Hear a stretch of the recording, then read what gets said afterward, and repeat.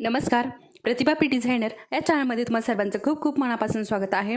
तर बघा, आजचा आपला जो मोफतचा आरीवर्कचा क्लास आहे, तर यामध्ये मी तुम्हाला आज शुगर बीट्स लावायला शिकवणार आहे. तर बघा, आपण सरळ लाईनीमध्ये शुगर बीट्स कसे लावायचे आहे हे या अगोदरच्या क्लासमध्ये शिकलेलं आहे. या अगोदरच्या म्हणजे आपण बऱ्याच सुरुवातीला शिकलेलो आहोत शुगर बीट्स कसे लावायचे आहे ते. ठीक आहे. तर आता मी तुम्हाला ना म्हणजे आपल्याला थोडंसं डिझाईन वगैरे जर समजा आपल्याला करायचं आहे ब्लाऊजचं बॅकनेक डिझाईनला, तर मग तिथे आपल्याला त्रिकोणामध्ये कसं लावायचं, गोलमध्ये मी तुम्हाला बघा एक पानाचा आकारही करून दाखवलेला आहे. तर त्याच्यामुळे तुम्हाला शक्यतो काही अडचण येणार नाही. जरी अडचण आली तर आजचा हा व्हिडिओ बघून तुम्हाला तुमची जी अडचण आहे ती तुम्हाला त्याचं आन्सर मिळून जाईल. ठीक आहे. तर बघा, आणि हे बघा इथे मी झिगझॅग चेन स्टिच बनवलेली आहे आणि हे जे जरदोशी आहे ना ही लावलेली आहे इथे. तर हा व्हिडिओ उद्या येणार आहे तुम्हाला. उद्या हा व्हिडिओ तुम्हाला मिळून जाईल. ठीक आहे. तर हा अगोदर शूट केला आणि हा नंतर शूट केला, एवढंच याचा फरक झाला आहे. तर हा तुम्हाला उद्या येऊन जाईल.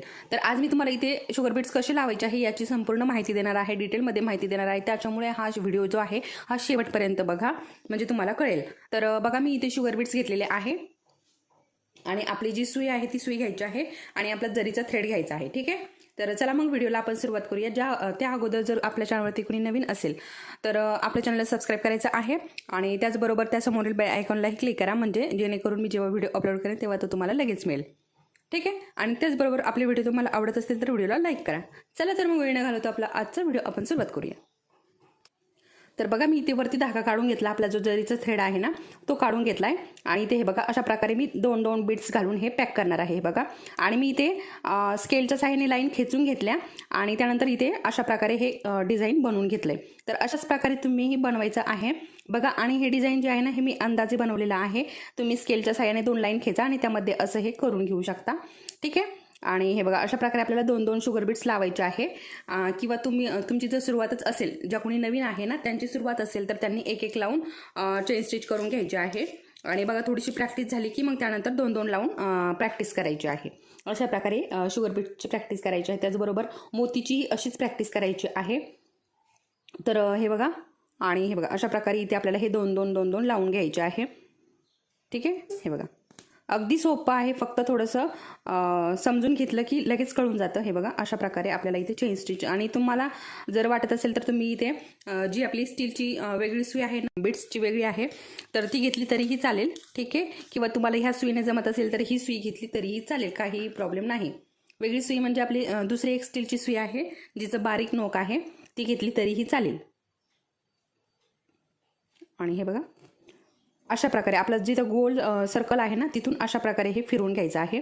काही अवघड नाही, फक्त आपण जसं ओवत आहेत ना हे बीट्स तसेच ओवून घ्यायचे आहे. बघा अशा प्रकारे.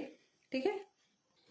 तर बघा इथे आता हा व्हिडिओ जो करण्याचा हेतू काय होता की बघा, मी तुम्हाला सरळ लाईनीमध्ये कसे लावायचे आहे शुगर बीट्स हे शिकवलं होतं, परंतु हे असं गोल आकारामध्ये त्रिकोणामध्ये हे शिकवलं नव्हतं. तरी मी तुम्हाला एक पानाचा प्रकार दाखवलेला होता. ठीक आहे. त्याच्यामुळे शक्यतो काही अडचण यायला नको होती, परंतु तरीही एक कमेंट होती मला की हे कसं करायचं, मग शुगर बीट्स कसे लावायचे, त्याच्यामुळे मी हा व्हिडिओ तुमच्यासाठी बनवलेला आहे. ठीक आहे. हे बघा अशाच प्रकारे आपल्याला हे कंप्लीट करायचं आहे. बघा असं हे कंप्लीट करायचं आहे. ठीक आहे. बघू शकता तुम्ही.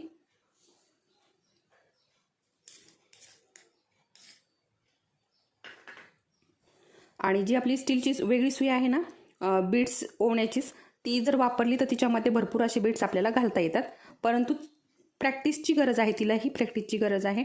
जेव्हा आपली प्रॅक्टिस होते ना तेव्हाच त्या सुईने आपल्याला जमतं. ठीक आहे. तर कुठलाही काम करायचं असेल तर त्याला प्रॅक्टिसचीच गरज आहे.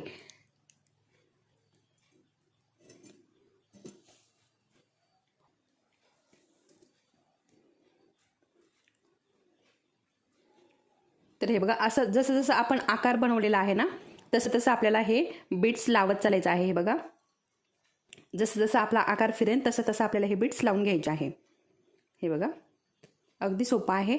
आणि आपण हा आपला टेलरिंगचा जो धागा आहे ना त्याने मी तुम्हाला मोती लावून दाखवलेले आहे, कशा प्रकारे मोती लावायचे आहे.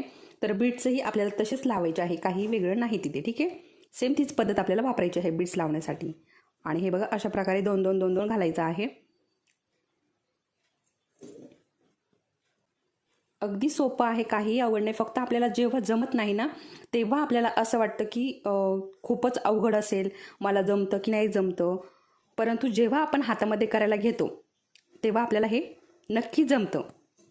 ठीक आहे, आपण प्रयत्न केले की आपल्याला नक्की सक्सेस मिळतो. त्याच्यामुळं कुठलंही काम असो प्रयत्न करत राहायचं.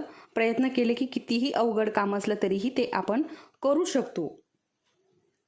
फक्त आपण असं म्हणायचं की मी हे करू शकते, मी हे करू शकते, हे करू शकते म्हटलं की आपल्याला बरोबर आपसूक ते येऊन जातं. ठीक आहे, प्रयत्न मात्र करत राहायचं. तर प्रयत्न केले की तुम्हाला हे नक्की जमेल. बघा, सोपं आहे. तर बघा, अशा प्रकारे मी दोन दोन बीड्स हे सोडून इथे हे बीड्स जे आहे ना हे लावून घेतलेले आहे.